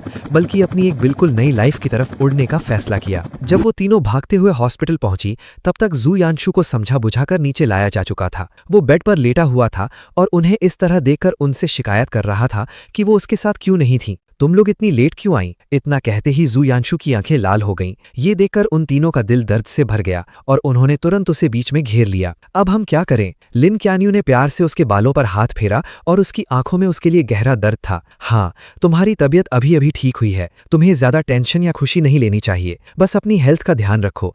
हम हमेशा तुम्हारे साथ रहेंगे। जांग याकिन ने लिन क्यान्यू को ये करते हुए देखा तो उसे लगा कि वो एक स्टेप पीछे रह गई है। हाँ, हम सब तुम्हारे साथ ही रहेंगे, लेकिन तुम लोगों को फिर भी लू यांग मास्टर से मैरिज अलायंस करना पड़ेगा ना। जब भी मैं ये सोचता हूं मेरा दिल बुरी तरह कटने लगता है। मैं नहीं चाहता कि तुम मेरी वजह से अपनी फैमिलीज के प्रेशर में आकर किसी ऐसे इंसान से शादी करो जिससे तुम प्यार नहीं करती। पूरी लाइफ बहुत लंबी होती है। जू यानशु ने यह सब कहा और उदासी से अपना सिर नीचे झुका लिया, लेकिन जहां वो तीनों उसे नहीं देख सकती थी वहां उसके होठों पर एक बहुत ही ठंडी और चालाक स्माइल आ गई थी। जब उसने अपना सिर वापस उठाया तो वो फिर से उसी बेचारे वाले लुक में आ गया था। यानशु, तुम्हें अच्छे से पता है कि हम सिर्फ तुमसे प्यार करती हैं। भले ही हम में से कोई भी लू चेंशु से शादी कर ले, लेकिन तुम हमेशा हमारे दिलों में सबसे इंपॉर्टेंट पर्सन रहोगी। यानशु, तुम्हें टेंशन लेने की कोई जरूरत नहीं है। हम सबसे ज्यादा प्यार हमेशा तुमसे ही करेंगी। मैं सच में बहुत टच्ड हूं। तुम लोगों ने मेरे लिए अपनी फैमिली से बगावत की और लू चेंशु से शादी करने से इनकार कर दिया। मैं लू फैमिली के घर में इतने लंबे टाइम तक रहा, आखिर वो बिना किसी वजह के हमें धक्के मारकर कैसे निकाल सकते हैं? उसने तुरंत उन तीनों के सामने रोना धोना शुरू कर दिया। अब हम क्या करें? लू यंग मास्टर की बर्थडे पार्टी में जो कुछ भी हुआ उसकी वजह से लू फैमिली ने मुझे और मेरे डैड को घर से निकाल दिया है। मैं जानता हूं कि लू यंग मास्टर मुझसे गुस्सा है, लेकिन मेरे डैड ने क्या गलती की थी कि उनके साथ ऐसा बर्ताव किया गया? ये सुनते ही वो तीनों तुरंत मुझे कॉल करने लगी ताकि वो मुझे ऑर्डर दे सकें कि मैं हाउसकीपर जो को नौकरी से निकालने का फैसला वापस ले लूं। काफी देर तक कॉल करने के बाद भी उन्हें सिर्फ एक ही आवाज सुनाई दी, जिस नंबर पर आप कॉल कर रहे हैं वो स्विच ऑफ है। एक ही पल में उन तीनों के चेहरे काफी खराब हो गए थे। यानशु, तुम टेंशन मत लो, मैं तुम्हें और अंकल को बेघर नहीं होने दूंगी। मेरे पास एक खाली विला पड़ा है, तुम और अंकल फिलहाल वहां शिफ्ट हो जाओ। यानशु, मेरे पास भी एक घर है। अपने सामने उन तीनों को आपस में लड़ते हुए देखकर कि वो किसके विला में रहेगा, जो यानशु अंदर ही अंदर हद से ज्यादा खुशी महसूस कर रहा था। शुक्र है तुम तीनों यहाँ हो। जो यानशु और उसके डैड के रहने का अरेंजमेंट करने के बाद वो तीनों अपने अपने घर वापस चली गई। अगली सुबह जब वो हॉस्पिटल जाकर जो यानशु से मिलने की प्लानिंग कर रही थी, तभी उन तीनों को अलग अलग पार्सल मिले। वो मेरी तरफ से वापस भेजे गए उनके मैरिज टोकन्स थे। अजो ने मुझे सेलेक्ट नहीं किया। मुझे क्यों नहीं चुना? क्या वो मुझे पसंद नहीं करता? बचपन में तो वो हमेशा मेरे पीछे पीछे घूमता रहता था। था और कितने प्यार से मुझे चियान्यू सिस्टर बुलाता था। वो कहता था कि बड़ा होकर वो मुझसे ही शादी करेगा। क्या उसने ज़ैंग याकिन को चुना है या ली सिनिंग को? यही सेम सीन बाकी दोनों घरों में भी चल रहा था। ज़ैंग याकिन और ली सिनिंग अपने अपने हाथों में टोकन्स पकड़े खड़ी थीं और उन दोनों को अंदर से बहुत अजीब और बुरा फील हो रहा था। मैं लिन चियान्यू से किस बात में कम हूँ? तीनों ने एक ही वक्त पर एक दूसरे के घर जाने का फैसला किया, पर कोई किसी को घर पर नहीं मिला। आखिरकार उन्होंने वीचैट ग्रुप में प्लान बनाया। उन्होंने अपने रेगुलर होटल के प्राइवेट रूम में मिलने का डिसाइड किया। जब ज़ैंग याकिन वहां पहुंची तो लिन चियान्यू पहले से ही रूम में बैठी हुई थी। एक दूसरे के हाथों में टोकन्स देखकर दोनों को लगा कि मैंने ली सिनिंग को चूज कर लिया है। दोनों के बीच एक अजीब सा सन्नाटा था। जब ली सिनिंग वहां पहुंची तो उसने देखा कि उसकी दोनों सहेलियां उससे ही घूर रही हैं। वो पूरी तरह कंफ्यूज हो गई। उसने डायरेक्टली अपना टोकन बाहर निकाला। ये मेरी फैमिली का पुश्तैनी जेड पेंडेंट है। चेंशू ने इसे वापस कर दिया है। तुम दोनों में से कौन है जिसे चेंशू ने सिलेक्ट किया है? ली सिनिंग के हाथों में उस जेड पेंडेंट को देखकर दोनों ने डिसबिलीव के साथ एक दूसरे की तरफ देखा और तुरंत अपने अपने फैमिली टोकन्स बाहर निकाल दिए। अजो ने मेरे फैमिली का टोकन भी वापस कर दिया है। मेरा भी। तीनों के बीच अचानक एक गहरा सन्नाटा छा गया। अगर हम नहीं तो और कौन हो सकता है? चारों पावरफुल फैमिलीज में हमारे अलावा चेंजू से शादी करने के लायक और कौन है? हो सकता है चेंजू सिर्फ गुस्सा दिखा रहा हो। वो जानबूझ के ऐसा कर रहा है ताकि हम जाकर उसे मनाएं। हाँ, यही बात होगी। पक्का ऐसा ही होगा। वो तीनों एक साथ एक ही बात बोल रही थी। एक पल के लिए वहां बहुत कंफ्यूजन फैल गई। तभी अचानक फोन की रिंगटोन ने उनकी प्लानिंग को तोड़ दिया। लिन कैन्यू ने देखा कि वो जो यानशू की बॉल थी। पता नहीं क्यों पर इस वक्त उसका कॉल उठाने का बिल्कुल भी मन नहीं था। फोन रिंग होके कट गया पर उसने नहीं उठाया। बाकी दोनों के फोन्स भी लगातार बजने लगे। उन्होंने भी बिल्कुल वैसे ही फोन को इग्नोर किया जब तक कि लिन कैन्यू का फोन फिर से रिंग नहीं करने लगा। उठा लो, क्या पता कोई इमरजेंसी हो। लिन कैन्यू ने आखिरकार कॉल आंसर कर ही लिया। हेलो यानशू, क्या हुआ? कैन्यू, क्या याकिन और सीनिंग तुम्हारे साथ हैं? हाँ, मैंने फोन स्पीकर पर रखा है, वो दोनों तुम्हें सुन सकती हैं। लिन कैन्यू के इतना बोलते ही फोन के दूसरी तरफ से जो यानशू की हल्की एक्साइटेड आवाज सुनाई दी। अब क्या होगा? कहीं ऐसा तो नहीं तुम तीनों ने मैरिज अलायंस से मना कर दिया, इसीलिए लू चेंजू हाइशू की सू फैमिली की इलिजिटिमेट डॉटर से शादी कर रहा है? क्या? ये सुनते शॉक रह गईं। चेंजू हाइशी की सू फैमिली के साथ मैरिज अलायंस कर रहा है? ये कब हुआ और हमें इस बारे में कुछ पता क्यों नहीं है? वो तीनों पावरफुल फैमिलीज की एरिसेस थीं, इसलिए नॉर्मली उन्हें हाइशी की सू फैमिली के बारे में पता था। वो ये मानती थीं कि सू वान सिंह बहुत केपेबल है, लेकिन फिर भी वो एक इलिजिटिमेट डॉटर थी और पावरफुल फैमिलीज के असली बच्चे इन इलिजिटिमेट बच्चों से सख्त नफरत करते थे। वो एक इलिजिटिमेट लड़की एजू के लायक कैसे हो सकती है? चेंजू सिर्फ हम पर गुस्सा निकालने के लिए किसी से भी ऐसे ही रैंडमली शादी कर लेगा? वो तीनों ने तुरंत अपने फोन्स निकाले और न्यूज सर्च करने लगी। फोन्स पर अलग अलग मीडिया अकाउंट्स की हेडलाइंस छपी थीं। सू फैमिली की इलिजिटिमेट डॉटर ने टॉप पोजीशन हासिल करने के बाद नैनचैंग की टॉप 4 फैमिलीज में से लू फैमिली के यंग मास्टर का दिल जीत लिया, जिससे उसकी पोजीशन और भी स्ट्रांग हो गई। पावरफुल फैमिली के यंग मास्टर ने एक इलिजिटिमेट डॉटर को क्यों चुना? भले ही वो इस बात पर यकीन नहीं करना चाहती थी, लेकिन वो इस सच को नकार भी नहीं सकती थी कि मैं किसी और से शादी करने वाला हूं। कैन्यू, याकिन, सीनिंग, क्या तुम लोग सुन रही हो? बहुत देर तक कोई जवाब न मिलने पर जो यानशू ने तीनों का नाम पुकारा, लेकिन वो तीनों इस न्यूज से इतनी ज्यादा शॉक थीं कि उनके दिमाग में जो यानशू के बारे में सोचने की जगह ही नहीं बची थी। मेरे लिए हाइशी की सबसे फास्ट फ्लाइट बुक करो और हमारे लिए भी। हम सब साथ जाकर एजू को वापस लेके आएंगी। वो सिर्फ हम पर गुस्सा निकालने के लिए किसी से भी ऐसे ही कैसे शादी कर सकता है? ज़ांग याकिन की भी यही प्लानिंग थी। जब इसके असिस्टेंट ने उसे बताया कि हाइशी की आज की सारी फ्लाइट्स सोल्ड आउट हो चुकी हैं, तो उसने तुरंत अपनी फैमिली का पावर यूज करके प्राइवेट जेट के लिए एयर रूट की परमिशन मांगी, जो डायरेक्ट हाइशी जाए। कॉल कटने के बाद वो तीनों बिना कुछ बोले एक दूसरे को देख रही थीं। जो यानशू का कॉल फिर से आने लगा। ये बिल्कुल क्लियर था कि इस वक्त उन तीनों का जो यानशू से बात करने का कोई मूड नहीं था, इसलिए बिना कुछ कहे उन तीनों ने एक साथ अपने फोन्स स्विच ऑफ कर दिए। हॉस्पिटल में बैठा जाओ यानशू अपने फोन को घूर रहा था जो कनेक्ट नहीं हो रहा था। उसका वो सारा अच्छा मूड अचानक से मिट्टी में मिल गया था जब फोन से आवाज आई, जिस नंबर पर आप कॉल कर रहे हैं वो स्विच ऑफ है। तो उसने गुस्से में अपना फोन जमीन पर दे मारा। लू चेन जाओ। जाओ यानशू ने पूरी नफरत के साथ मेरा नाम पुकारा। पूरी तरह टूट चुके अपने फोन को देखते हुए उसकी आंखों में खतरनाक गुस्सा भरा हुआ था। उसने एक नर्स को नया फोन लाने भेजा और इमीडिएटली हॉस्पिटल से डिस्चार्ज होकर उन्हें ढूंढने निकल पड़ा। उन तीनों को प्राइवेट जेट के रूट की परमिशन मिलने में टाइम लग रहा था, इसलिए वो मुझे लगातार कॉल्स और टेक्स्ट मैसेजेस कर रही थी। आ जाओ, हमसे बदला लेने के लिए किसी भी इलेजिटिमेट लड़की से शादी मत करो। आ जाओ, तुम वापस आ जाओ, हम ये मान लेंगे कि जैसे कुछ हुआ ही ना हो। आ जाओ, जिद मत करो। दूर हाइशी में जब मैंने अपने फोन पर उनके मैसेजेस देखे तो मुझे समझ आ गया था कि उन्हें मेरे भेजे हुए गिफ्ट्स मिल गए होंगे। मैंने उन तीनों के नंबर्स को ब्लॉक लिस्ट में डाल दिया और अपना फोन वापस पॉकेट में रखकर खुद को हल्का सा एडजस्ट किया। मैं अपनी बारात के साथ निकल पड़ा। अपने फोन्स पर ब्लॉक होने की वो बीप टोन सुनने के बाद क्या अब भी उनके लिए कुछ समझना बाकी रह गया था? उन्हें समझ आ गया था कि मैंने उन्हें ब्लॉक कर दिया है, इसलिए वो पागलों की तरह अपने प्राइवेट जेट के प्रोसेस को स्पीड अप करने के लिए ऑर्डर्स देने लगी। सू वॉन शिंग दरवाजे के अंदर बैठी उस बंद दरवाजे को घूर रही थी, ये सोचकर कि बाहर मैं खड़ा हूँ। वो दूल्हा जिसके उसने हमेशा सपने देखे थे, उसकी खुशी रोके नहीं रुक रही थी। उसने कभी सपने में भी नहीं सोचा था कि उसे उस इंसान से शादी करने का चांस मिलेगा जिसे वो सच्चे दिल से चाहती थी। हालांकि उसे नहीं पता था कि मैंने अपनी तीनों चाइल्डहुड फ्रेंड्स को छोड़कर उसके साथ मैरिज अलायंस क्यों सिलेक्ट किया। शायद भगवान को उसकी इन सालों की मुश्किलों पर तरस आ गया था, लेकिन चाहे जो भी रीजन हो, रिजल्ट पूरी तरह से उसके फेवर में था। रेड एनवेलप्स को पानी की तरह उड़ाने के बाद आखिरकार मेरे सामने का वो दरवाजा खुल ही गया। मैं धीरे धीरे चलते हुए रूम के अंदर गया। सू वॉन शिंग ने खुद को काम दिखाने की कोशिश करते हुए मेरी तरफ देखा और जैसे ही हमारी नजरें मिली हम दोनों एक पल के लिए खो गए। सू वॉन शिंग मेरे पूरी तरह तैयार हैंडसम लुक को देखकर हैरान रह गई थी और मैं सू वॉन शिंग की आंखों में वो गहरा प्यार देखकर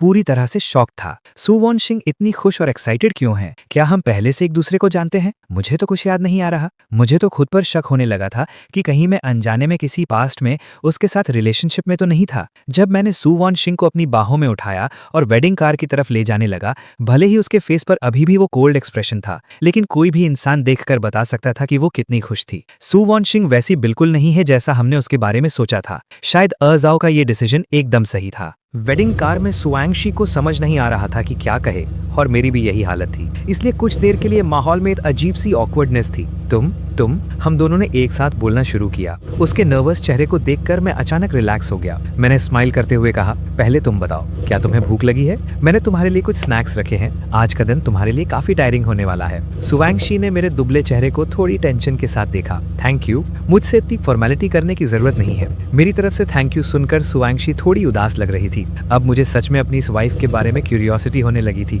वो बाहर की दुनिया की र्यूमर से काफी अलग लग रही थी। उसके लाल होते कानों को देखकर मैं फील कर सकता था कि सुआंगशी को इस मैरिज अलायंस से कोई प्रॉब्लम नहीं थी। होटल पहुंचते ही सुआंगशी को स्वीट में भेज दिया गया ताकि वो पूरी शादी की सबसे इंपॉर्टेंट वेडिंग ड्रेस पहन सके। जब सुआंगशी अपनी वेडिंग ड्रेस पहनकर चेंजिंग रूम से बाहर आई तो वहां मौजूद सब लोग उसकी ब्यूटी और उस ड्रेस की चमक देखकर फिर से हैरान रह गए। मैं व्हाइट सूट पहने स्टेज पर खड़ा था और जब सुआंगशी मेरी तरफ चलकर आ रही थी तो मुझे ऐसा लगा जैसे मेरे दिल पर क्यूपिड का तीर लग गया हो। सब कुछ इतना परफेक्ट हो रहा था कि यकीन करना मुश्किल था। मैंने उसका हाथ पकड़ा। मेरे डैड अपनी बहू को देखकर अंदर ही अंदर खुश हो रहे थे कि मेरा डिसीजन बिल्कुल सही था। अब वो और मम आराम से रिलैक्स कर सकते थे। ग्रूम, क्या आप अपनी मैरिज वाउस को हमेशा निभाने का प्रॉमिस करते हैं? चाहे गरीबी हो या अमीरी, बीमारी हो या हेल्थ, खूबसूरती हो या नहीं, सक्सेस हो या फेलियर, क्या आप हमेशा इनसे प्यार करेंगे, इन्हें कंफर्ट करेंगे, इन्हें रिस्पेक्ट करेंगे, इन्हें प्रोटेक्ट करेंगे और पूरी लाइफ इनके लिए लॉयल रहेंगे? मैंने सुआंगशी की आंखों में देखा और पूरे कॉन्फिडेंस के साथ जवाब दिया,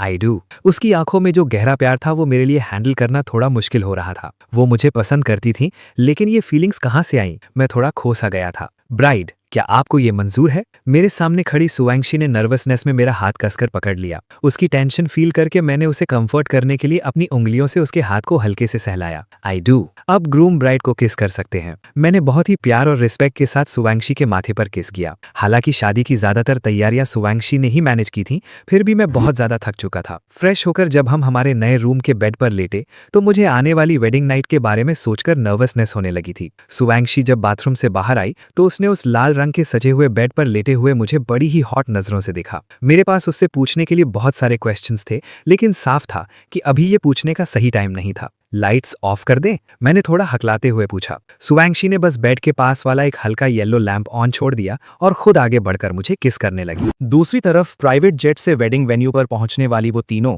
जब खाली बैंक्वेट हॉल को देखती हैं तो उन्हें समझ आ जाता है कि वो लेट हो चुकी हैं। वो तुरंत अपनी कार लेकर सू फैमिली के घर की तरफ निकल पड़ी। सू फैमिली के घर के बाहर पहुंचते ही उन तीनों को रोक दिया गया। वहां की टाइट सिक्योरिटी की वजह से वो अंदर नहीं जा सकी, इसलिए उन्हें वापस अपनी कार में जाकर चुपचाप वेट करना पड़ा। एक मिनट उनके लिए किसी सजा की तरह गुजर रहा था। उन्हें कभी टाइम इतना स्लो नहीं लगा था। जब सुबह हुई तो नौकरों को सामान खरीदने के लिए बाहर आते देख उन्होंने तुरंत उस गाड़ी को रोका और नौकर को डराकर अपने साथ अंदर ले जाने पर मजबूर कर दिया। थोड़ी बहस और जबरदस्ती के बाद वो सर्वेंट उन्हें अंदर ले गया। सू फैमिली के मैंशन में एंटर होते ही वो सीधा मेन बिल्डिंग की तरफ बढ़ने लगी। उस सर्वेंट ने जैसे ही खुद को आजाद पाया उसने तुरंत सिक्योरिटी को इन्फॉर्म कर दिया। पूरे मैंशन में अलार्म बजने लगा। क्या हुआ? मैंने पूछा, कोई अंदर घुस आया है, तुम सोते रहो, मैं नीचे जाकर देखती हूँ, सुवानशिंग ने कहा। उसके जाने के बाद मुझे भी नींद नहीं आई। जैसे ही मैं नीचे गया मैंने देखा कि सिक्योरिटी ने उन तीनों बिन बुलाए मेहमानों को जमीन पर दबा रखा था। तुम लोग यहाँ क्या कर रही हो? लिन कैन्यू और बाकी दोनों ने जैसे ही मुझे सीढ़ियों से नीचे आते देखा,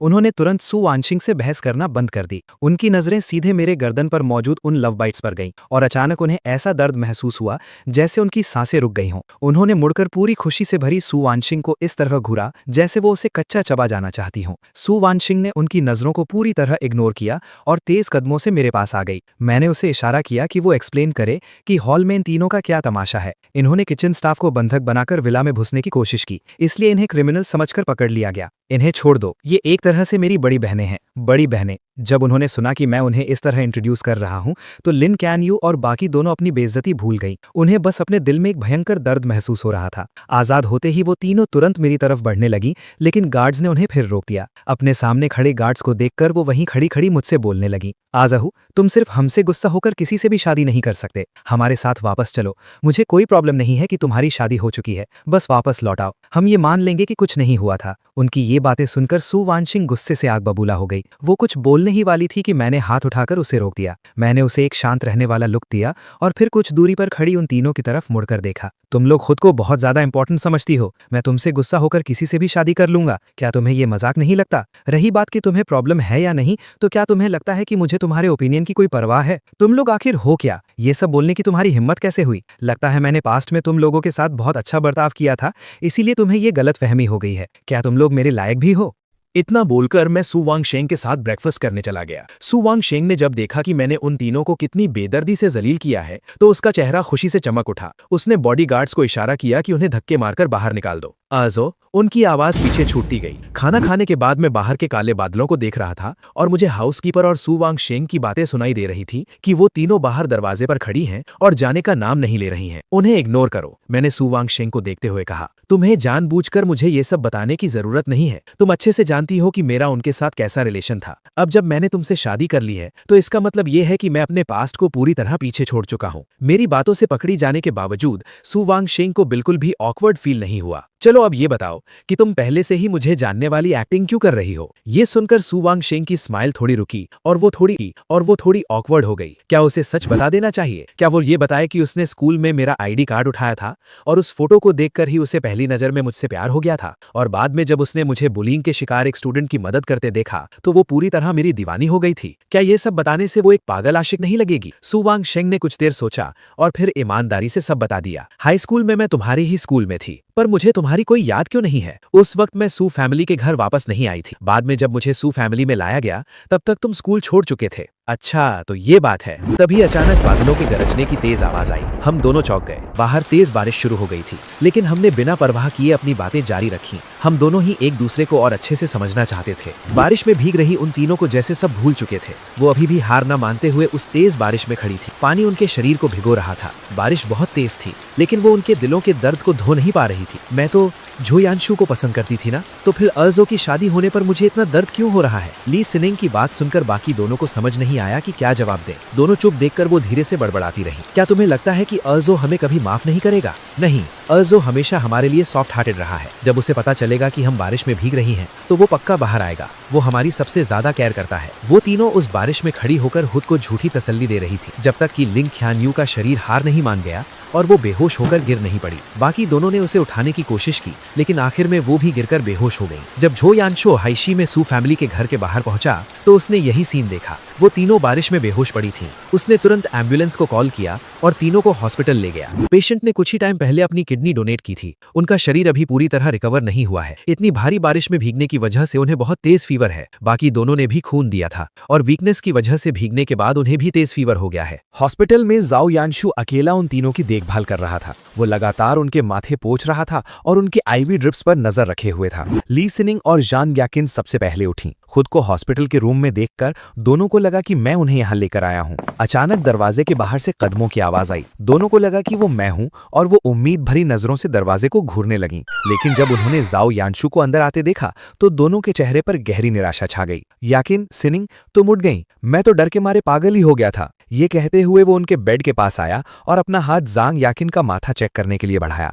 लेकिन जांग याकिन ने अपना सिर पीछे कर लिया। जाओ यानशु की आंखें तुरंत लाल हो गईं। मैं ठीक हूं, तुम जाकर सिनिंग को देखो। जांग याकिन को समझ नहीं आ रहा था क्यों, लेकिन वो बिल्कुल नहीं चाहती थी कि वो उसे टच करे। मैं भी ठीक हूं, तुम जाकर क्यानयू को देखो। जाओ यानशु को बेचारों की तरह अपनी ओर देखते हुए पाकर भी ली सिनिंग को उसे मनाने का कोई मन नहीं किया। तुम लोग बहुत बुरे हो। जाओ यानशु ने मुंह फेर लिया और उम्मीद करने लगा कि वो उसे मनाएंगी। काफी देर वेट करने के बाद भी जब किसी ने उस पर ध्यान नहीं दिया तो उसे कुछ अजीब लगा। उसने मुड़कर देखा तो दोनों चुपचाप छत को घूर रही थीं। पता नहीं वो क्या सोच रही थीं, लेकिन किसी को भी उसके इमोशनल ड्रामा की कोई परवाह नहीं थी। वो कुछ बोलने ही वाला था कि उसने देखा लिन क्यानयू भी होश में आ गई है। क्यानयू, तुम आखिरकार उठ गई। तुम्हें नहीं पता कि इन दोनों ने। लिन क्यानयू ने उठते ही जाओ यानशु की बकवास सुनी, जिससे उसके सिर में दर्द होने लगा। वो खुद को रोक नहीं पाई और चिल्लाई, शट अप, आखिर चल क्या रहा है? ये तीनों मेरे साथ ऐसा बिहेव क्यों कर रही हैं? जाओ यानशु के आंसू देखकर लिन क्यानयू को सिर्फ इरिटेशन फील हो रही थी। उसे पहले जैसी कोई दया नहीं आ रही थी।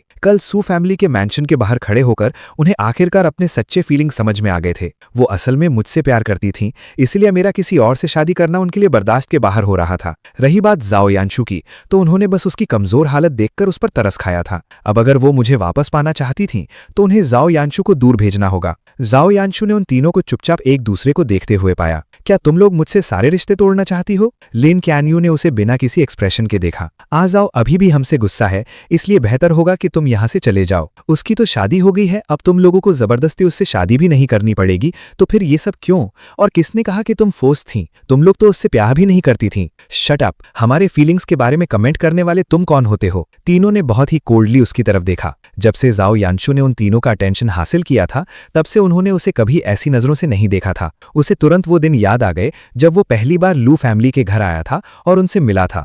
उस वक्त वो उसके लिए ऐसी ही कोल्ड थीं। मेरी इतने सालों की मेहनत, बड़ी मुश्किल से मैंने उनके दिल में लू चंचुए के लिए नफरत पैदा की थी और उन्हें अपने करीब किया था। तो अब सब कुछ पहले जैसा क्यों हो गया? जाओ यानशु इस सच को बर्दाश्त नहीं कर पा रहा था और वो पागलों की तरह चिल्लाया, लूचन चौ की शादी हो चुकी है। तुम लोगों ने मेरे लिए उसकी बर्थडे पार्टी बर्बाद कर दी, उससे शादी करने से मना कर दिया। ये सब कुछ दिन पहले ही तो हुआ है, क्या तुम भूल गई? लूचन चौ को तुम्हारी कोई परवाह नहीं है। अगर उसे सच में तुम्हारी फिक्र होती तो वो तुम्हें ऐसे भारी बारिश में बेहोश होने के लिए नहीं छोड़ देता और एक बार भी बाहर आकर नहीं देखता। Shut up, shut up, shut up! पूरी ताकत लगाकर चिल्लाते हुए जू यानचू को देखकर उनके दिल में उसके लिए जो थोड़ी बहुत दया बची थी वो भी हमेशा के लिए खत्म हो गई। क्या लूचन चौ ने तुमसे कुछ कहा है? शादी के बाद भी वो हमारे बीच आग लगाना चाहता है? वो एक कमीना है। वो जोर जोर से मुझे गालियां देने लगा। उसका ये रूप उसके पहले वाले बेचारे रूप से बिल्कुल अलग था। अगर तुमने एक भी वर्ड और बोला तो मैं प्रॉमिस करती हूँ तुम्हें बहुत पछताना पड़ेगा। लिन च्यानियू ने उसे घूरते हुए कहा। जू यानचू को अचानक याद आ गया कि वो तीनों हाइशी की 4 सबसे पावरफुल फैमिलीज की वारिसें हैं। भले ही वो पहले उसे पैम्पर करती थीं और उसके सामने हमेशा स्वीट और पोलाइट रहती थीं, पर इसका मतलब ये नहीं था कि वो असल में वैसी थीं। उसने अपनी आंखों से देखा था कि कैसे उन तीनों ने एक इंसान को, जिसने उन्हें गुस्सा दिलाया था, तड़प तड़प कर पागल बना दिया था। जू यानचू का शरीर सुन पड़ गया और उसकी पीठ पसीने से भीग गई। उसने फिर से अनजान बनने की एक्टिंग करते हुए कहा, तुम लोग अभी अभी उठी हो, इसलिए तुम्हारा दिमाग ठीक नहीं है। मैं तुमसे बहस नहीं करूंगा, मैं डॉक्टर को बुलाकर लाता हूं। इतना बोलकर वो तुरंत रूम से बाहर भाग गया। रूम से बाहर निकलते ही उसका चेहरा गुस्से से बहुत भयानक हो गया था और उसकी आंखों में खतरनाक साया था। लूचन चौ, तुम मर क्यों नहीं जाते? तुम मरते क्यों नहीं? वहां से गुजर रहे डॉक्टर्स और नर्सेज उसके डरावने चेहरे को देखकर चौंक गए, लेकिन उसने तुरंत अपने एक्सप्रेशंस नॉर्मल कर लिए और उनके लिए खाना लाने चला गया। वो अपनी इस लग्जूरियस लाइफ को मेंटेन करना चाहता था और इसके लिए उसे लिन च्यानियू और उन दोनों से चिपक कर रहना ही होगा। हाई क्लास सोसाइटी की ऐश और आराम देखने के बाद वो किसी भी कीमत पर अपनी पुरानी ऑर्डिनरी लाइफ में वापस नहीं जाना चाहता था। जब से मुझे पता चला था कि सू वैनशिंग मुझसे प्यार करती है, मैं उसके प्यार का जवाब देने की पूरी कोशिश कर रहा था।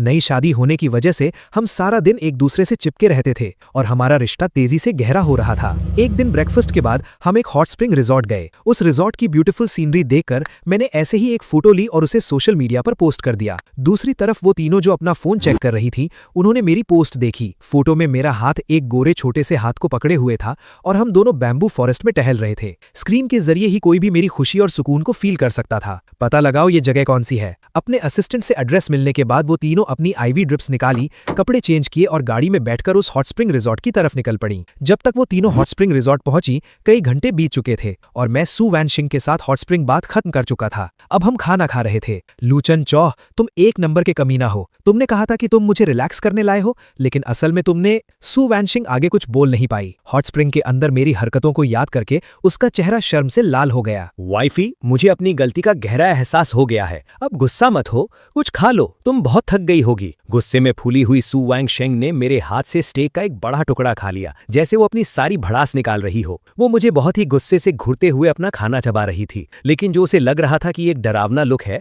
वो मेरी नजरों में हद से ज्यादा क्यूट था। मेरा दिल अपनी वाइफ पर पिघल रहा था। मैं सू वैंगशेंग को अपने हाथों से खिलाता रहा और जब वो और नहीं खा पाई तब मैंने आराम से अपना खाना शुरू किया। जब लिन खान यू, जैंग याकिन और ली सिनिंग ने मुझे ढूंढा तो उन्होंने देखा कि मैं अपनी बगल में बैठी औरत को खुशी से खाना खिला रहा हूं और मेरी आंखों में सिर्फ और सिर्फ प्यार था। हमारे बीच का माहौल इतना स्वीट था कि मानो वहां किसी तीसरे इंसान की कोई जगह ही नहीं थी। इस सीन ने उन तीनों के दिलों को छलनी कर दिया। उन्हें ऐसा लगा जैसे उनका दम घुट रहा हो। पहले ये सब सिर्फ उन पर ही न्यौछावर होता था। अब रेस्टोरेंट में ज्यादा लोग नहीं बचे थे। वो तीनों बहुत ही भारी मन से हमारे सामने आकर खड़ी हो गईं। खाना खाने में बिजी होने की वजह से हमने उन पर ध्यान नहीं दिया। हमें लगा कि कोई वेटर गुजर रहा होगा, लेकिन जब हमें लगा कि वो कुछ ज्यादा ही देर से वहां खड़ी हैं, तब हमने सिर उठाकर उनकी तरफ देखा। तुम लोग फिर आ गईं? क्या पिछली बार मैंने सब क्लियर नहीं किया था? आजू, हम स्पेशली तुमसे मिलने आई हैं। क्या हम तुमसे थोड़ी बात कर सकती हैं? तुम्हें मेरे हस्बैंड से क्या बात करनी है? सू वैंगशेंग ने प्रोटेक्ट करते हुए कहा। हालांकि मैंने उसे बता दिया था कि मेरे दिल में अब उनके लिए कोई फीलिंग्स नहीं है, फिर भी वो मुझे उनके साथ अकेले नहीं छोड़ना चाहती थी। आखिरकार हम बचपन से एक दूसरे को जानते थे, 20 सालों से ज्यादा साथ रहे थे और मैं हमेशा से बहुत सॉफ्ट हार्टेड इंसान था। आजू, उन तीनों ने सू वैंगशेंग की बात का कोई जवाब नहीं दिया। बस वो मुझे टकटकी लगाकर देख रही थी। मैं नहीं चाहता था कि वो मुझे फ्यूचर में परेशान करें, इसलिए मैंने अकेले में बात करने की उनकी रिक्वेस्ट मान ली। मैंने सू वैंगशेंग को कंफर्ट करने के लिए उसके होठों पर किस किया। उसके जाने के बाद मैंने बहुत ही कोल्ड लुक के साथ उन तीनों को देखा। बोलो। सू वैंगशेंग और उनके बीच मेरे इस डबल स्टैंडर्ड एटीट्यूड को देखकर लिन खान यू और बाकी दोनों को बहुत तकलीफ हो रही थी। रेस्टोरेंट के बाहर सू वैंगशेंग बोर होकर पत्थरों को पैर से मार रही थी। तभी उसने देखा कि एक व्हाइट हुडी पहने ऑर्डिनरी सा दिखने वाला आदमी उसके पास आया। वो अपनी मरी हुई मछली जैसी आंखों से उसे गुस्से से घूर रहा था। सू वैंगशेंग को लगा कि शायद वो उसका रास्ता रोक रही है, इसलिए वो थोड़ा साइड हो गई। क्या तुम लू चंजू की वाइफ हो? सू वैंगशेंग ने उस अजीब से आदमी को देखा, लेकिन कोई जवाब नहीं दिया। मैं लू चंजू के हाउसकीपर का बेटा हूं। लू चंजू को मेरे बारे में कुछ गलत फहमियां हैं।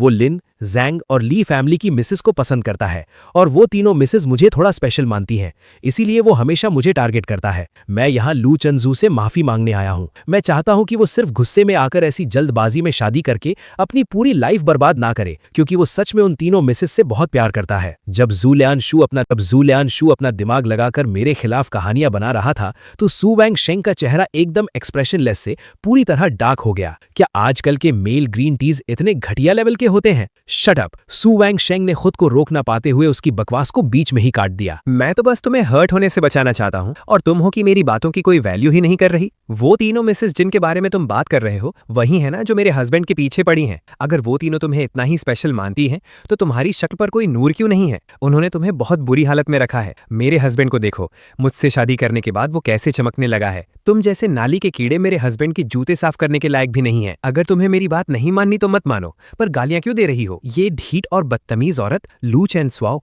तुम्हारी किस्मत इतनी अच्छी कैसे हो सकती है? 3 पावरफुल फैमिलीज को छोड़ने के बाद भी तुम्हें इतनी बेहतरीन औरत मिल गई। जू यान स्वाओ का चेहरा गुस्से से भर गया और वो मन ही मन मुझे गालियां देने लगा। उसे लगा कि उसके बदलते हुए चेहरे को किसी ने नहीं देखा, लेकिन उसे नहीं पता था कि शीशे की दीवार में सब कुछ साफ साफ नजर आ रहा था। ओए छिपकली की तरह रंग बदलने वाले ग्रीन टी आदमी, भूल कर भी मेरे हस्बैंड को गाली देने की हिम्मत मत करना, समझे? तुम बिल्कुल नहीं जानना चाहोगे कि मुझसे दुश्मनी मोल लेने का क्या अंजाम होता है। जू यान स्वाओ के कदम वहीं रुक गए। वो पलटने ही वाला था कि अचानक उसे दिखा कि रेस्टोरेंट की शीशे की दीवार में उसके चेहरे के सारे एक्सप्रेशन साफ झलक रहे थे। उसने तुरंत अपना सिर नीचे किया और जल्दी से रेस्टोरेंट के अंदर चला गया। रेस्टोरेंट के अंदर जाते ही उसने देखा कि लिन क्यान्यू, जांग याकिन और ली सीनिंग मुझे अपना प्यार कन्फेस कर रही थीं। आजू, मैं तुमसे प्यार करती हूँ। आजू, मैं तुमसे प्यार करती हूँ। आजू, मैं तुमसे प्यार करती हूँ। जू यान सुआओ के कदम तुरंत वहीं रुक गए। वो अपनी जगह खड़ा होकर चुपचाप उनकी बातें सुनने लगा। उन तीनों ने एक साथ ये बात कही और फिर शांति से मेरे रिएक्शन का वेट करने लगी, लेकिन मेरे फेस पर कोई एक्सप्रेशन नहीं था, बल्कि मैं बड़े आराम से अपने लिए एक कप चाय डाल रहा था। आजू, मैं जानती हूँ कि मुझे अपनी फीलिंग समझने में बहुत देर हो गई। पहले जू यान सुआओ ने मुझ पर जादू कर रखा था। मैं उसके बेचारेपन के नाटक में फंस गई थी और मैंने तुम्हें गलत समझा। आजू, मैं जानती हूँ मैंने पहले तुम्हारा दिल दुखाया है और तुम गुस्सा हो। देखो, तुमने जो मॉडल फेंक दिया था, मैंने तुम्हारे लिए एक नया कस्टम मेड मॉडल बनवाया है। अब गुस्सा थोक दो, ओके? हमारे साथ वापस चलो, हम एक नई शुरुआत करेंगे। आजू, मैं भी जानती हूँ कि मैंने गलती की है। देखो, तुमने पहले जो तावीज खो दिया था, मैं क्यानलिंग माउंटेन जाकर तुम्हारे लिए एक नया मांग लाई हूँ। तुम हमेशा मेरे छोटे प्रिंस रहोगे। वापस लौटाओ। आजू, देखो, मैंने वो फोटोज फिर से प्रिंट करवा लिए हैं। पिछले 20 सालों में हम कभी अलग नहीं हुए। हमें जितना तुम्हारे बारे में पता है उतना कोई नहीं जानता। हमारे साथ वापस चलो, मैं तुम्हें पहले की तरह ही पैम्पर करूंगी। तीनों अपने हाथों में तोहफे पकड़े मेरे जवाब का वेट कर रही थीं। लिन क्यान्यू, तुम्हें भी पता है कि हम बचपन से साथ बड़े हुए हैं।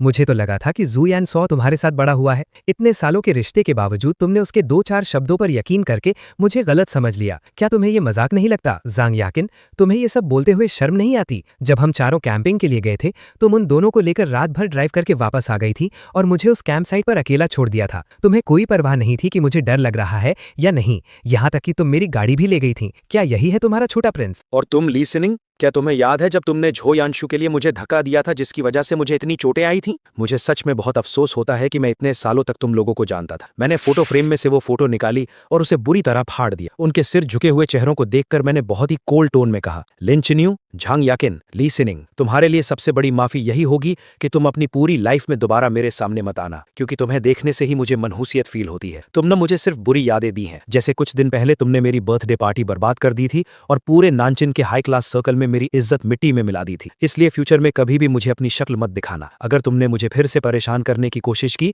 तो मैं किसी पास्ट रिलेशन का लिहाज नहीं करूंगा। तुम लोगों को बस इस बात की चिढ़ है कि मैं, जो हमेशा तुम्हारे पीछे पीछे घूमता था, अब तुम्हारे पीछे नहीं हूं। इतना कहकर मैं बिना पीछे मुड़े रेस्टोरेंट से बाहर निकल गया। दरवाजे से गुजरते वक्त मैंने वहां खड़े झो यानशु को देखा और मेरे चेहरे पर एक कंटेम्प्ट वाली स्माइल आ गई। फिर से वही घमंड भरा लुक। वो मुझे ऐसे देख रहा है जैसे मैं कोई जोकर हूं। लूचन झो, क्या हुआ अगर तुम एक अमीर घर में पैदा हो गए? इसमें कौन सी बड़ी बात है? मेरा वजूद हमेशा उसे यही याद दिलाता था कि जो कुछ उसे बड़ी मुश्किल से मिला था वो सब मेरे पास जन्म से ही था। वो मुझसे नफरत करता था और मेरी वो सारी बातें सुनने के बाद वो तीनों वहीं बुत बनकर खड़ी थीं, जमीन पर फटी हुई फोटो को घूर रही थी। किसी ने एक शब्द भी नहीं कहा। मेरे वो शब्द किसी तेज चाकू की तरह सीधे उनके दिलों में घुस गए थे। उन तीनों को अंदर ही अंदर बहुत भयंकर दर्द महसूस हो रहा था। तीनों अपनी जगह से हिली तक नहीं, बस चुपचाप सिर झुकाए रोती रहीं। आजू, मैं हार नहीं मानूंगी। मैं तुम्हारी माफी पाने की पूरी कोशिश करूंगी। मुझे यकीन नहीं होता कि हमारे इतने सालों का साथ वो इतनी जल्दी भूल सकता है। आजू पक्का बहुत ज्यादा हर्ट है, इसीलिए उसने इतनी चुभने वाली बातें कही हैं।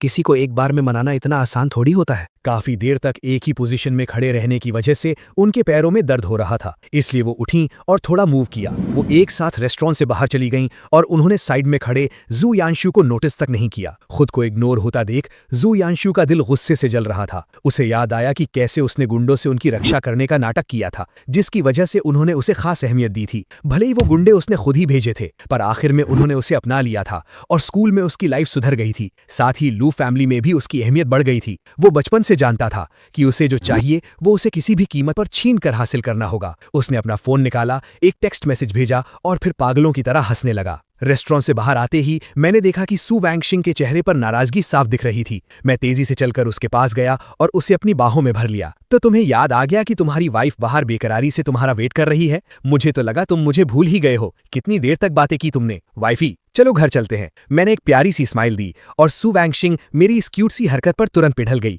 मुझे सू वैंगशिंग के मन में चल रही छोटी मोटी प्लानिंग के बारे में कुछ नहीं पता था। मैंने उसकी कमर पर हाथ रखा और हम खुशी खुशी अपनी कार की तरफ बढ़ गए। यकिन, सिनिंग, मैं तुम्हारे लिए डिनर लाया हूं, देखो तुम्हें पसंद आता है या नहीं। उसकी उस एनर्जेटिक आवाज का उन तीनों पर कोई असर नहीं हुआ। उन्होंने कोई रिएक्शन नहीं दिया। जू यानशु एक पल के लिए जम सा गया, लेकिन उसने जाहिर नहीं होने दिया। किसी के जवाब ना देने पर भी वो चुपचाप टेबल पर खाना लगाता रहा। फिर वो एक एक करके सबको खाने के लिए बुलाने लगा। पूरे दिन से भूखी होने की वजह से वो तीनों आखिरकार बेड से उठीं और खाना खाने बैठ गईं। जू यानशु किसी सर्वेंट की तरह उन्हें खाना परोस रहा था। अगर इस वक्त आज जू हमारा ऐसे ही ख्याल रख रहा होता तो कितना अच्छा होता। जब जू यानशु का काम खत्म हो गया तो उन्होंने कहा, पिछले कुछ टाइम से तुमने हमारे लिए बहुत परेशानियां उठाई हैं, तुम्हें जो भी चाहिए तुम मांग सकते हो, हम तुम्हारी हर डिमांड पूरी करेंगी। तो इन्होंने सच में मुझसे सारे रिश्ते तोड़ने का फैसला कर लिया है। ठीक है, फिर मुझे बेरहम होने के लिए ब्लेम मत करना। जू यानशु का दिल नफरत और गुस्से से भरा हुआ था, लेकिन बाहर से वो अभी भी उसी बेचारे रूप में एक्टिंग कर रहा था।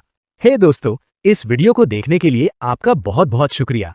प्लीज इस वीडियो को लाइक और शेयर जरूर करें। तो प्लीज इस वीडियो को अपना पूरा सपोर्ट दें और ऐसी ही नई नई स्टोरीज के लिए चैनल को अभी सब्सक्राइब कर लें।